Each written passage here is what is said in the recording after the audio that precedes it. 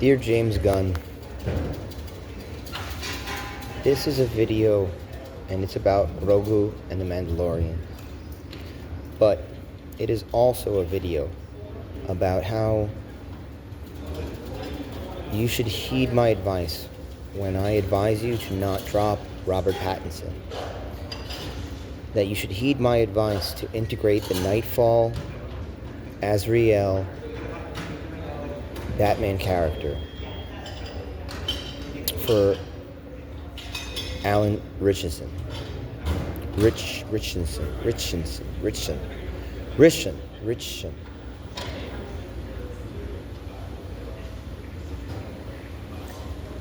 So, I understand that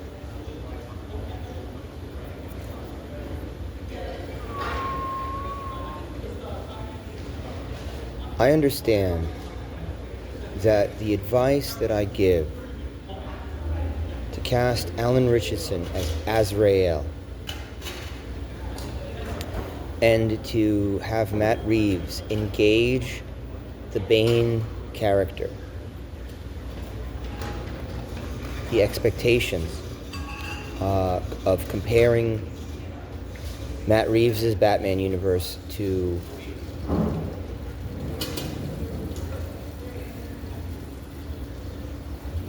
Christopher Nolan's Batman universe.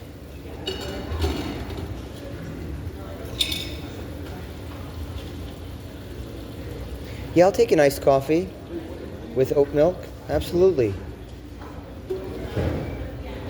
I'll take a triple espresso with honey. Give me a triple espresso with honey and oat milk. Thanks.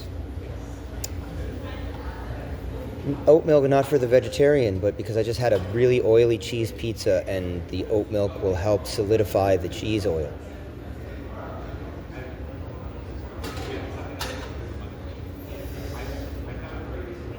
So I understand that my advice to integrate the Matt Reeves universe into the Gunverse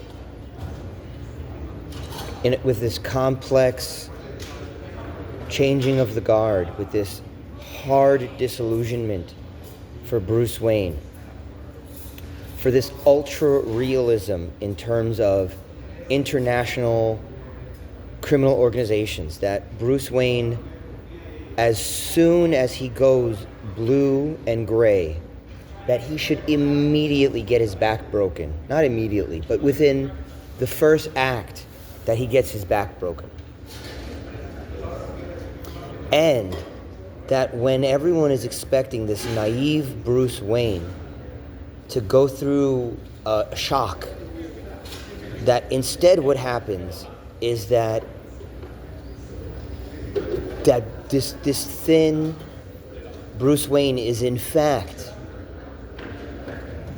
a traumatized orphan, and he is therefore 3 times more paranoid than you're ever going to expect, and that he has contingency plans on top of contingency plans, and that he is Batman. He is the Adam West shark repellent Batman.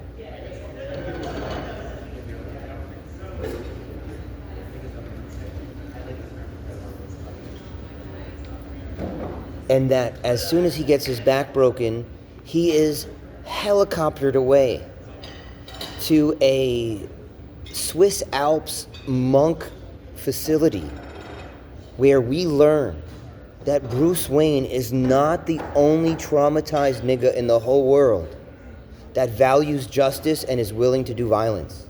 That actually, Bruce Wayne was the capstop that was preventing all of these crazy, muscle-bound monks in the mountains from ramrodding justice through Gotham.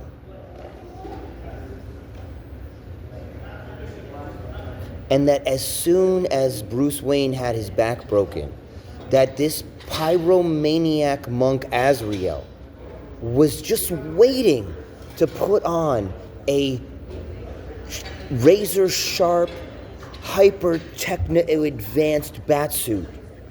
And that is how you integrate the super realistic 1980s drug 80s New York City, Gotham City, hyper realistic Batman the Animated Series meets Matt Reeves Gotham with the hyper idealized David Cornsweet Superman Metropolis.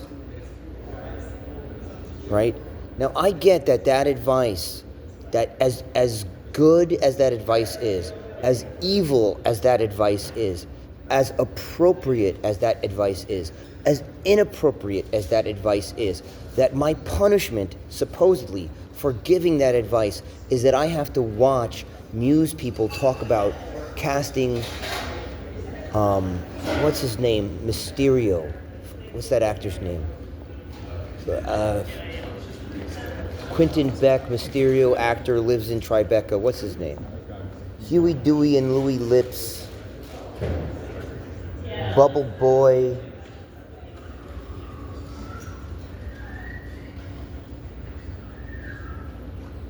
Jake Gyllenhaal. The Sheik of Hallelujah. Sheik Hallelujah. I get that. I understand. So what I'm going to do is I'm going to pitch how to fix Mandalorian. So I just recently saw, 5 seconds ago, that no one cares about the Mandalorian and Grogu. You're like, why not? Everybody likes manga. Everybody likes samurai and shogun and baby, right? Wrong. Not everybody. 4 individuals from one demographic, 4 female individuals from the exact opposite demographic. That's all you got. That's not enough.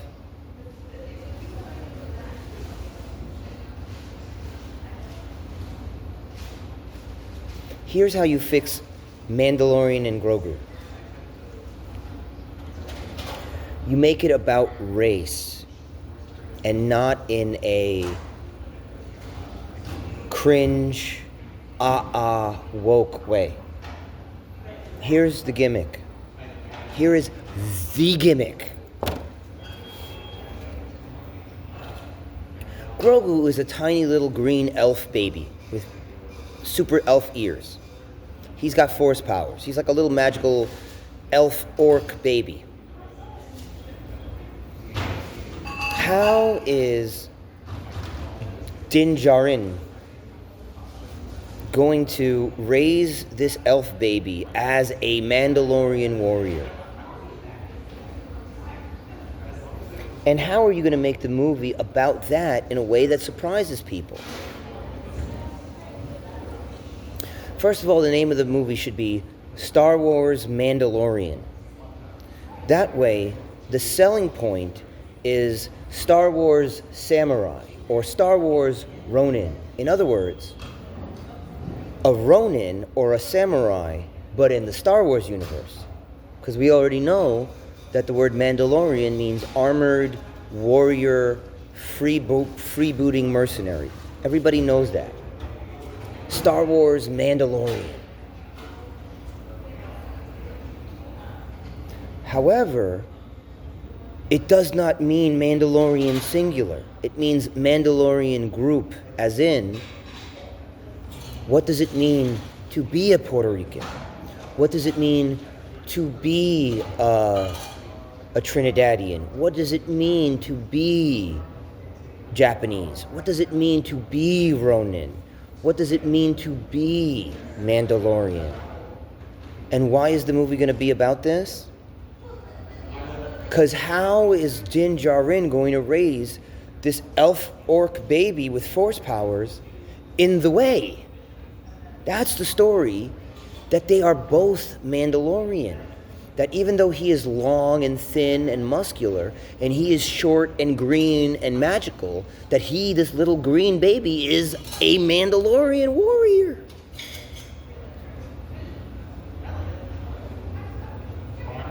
And this fits in already with the story because the guy gave him a little Mandalorian metal suit. He gave him a little chainmail shirt. Right? He gave him a place in his ship, little pod spot in the ship. And he's, the story cannot be, how is the samurai going to bring the prince to the Hogwarts? It's not, oh, we picked up a magical baby and now we got to replay Wolf and Wolf Cub over again. Because the baby grows at a rate of like 10 years every year. It's this particular species of Star Wars alien. He's going to be a baby for 5 years, and then after he's a baby for 5 years, he's going to be a toddler for another 5 years, and then after he's a toddler for 5 years, he's going to be a child for 5 years. Then after he's a child for 5 years, he's going to be a adolescent for another 10 years.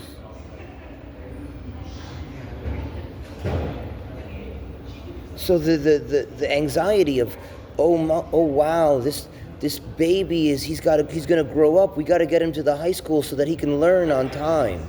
That doesn't make sense.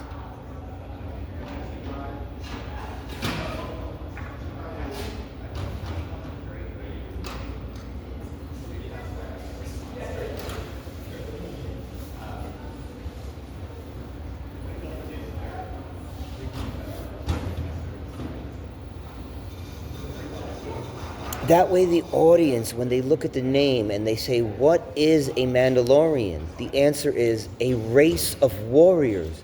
Then they go, yeah.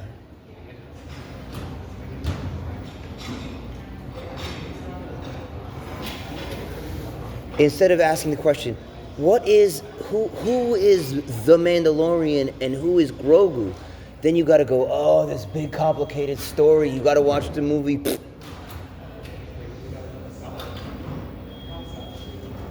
But how are you going to do any of that when not only is Disney as an American company being sabotaged culturally from within, because we live in an international world where all the different countries and all the different motivations from all the different cultures are at who knows what level of corporate espionage.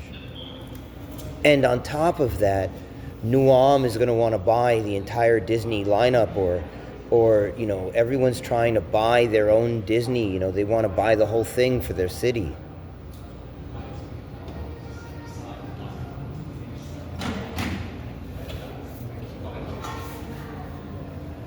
How and then you have the sabotage, like anyone thought it was a good idea to put a Jim Henson's Muppet font underneath a action movie Indiana Jones font, underneath a Star Wars logo. Like anyone in a competitive work environment kept their job by designing that logo.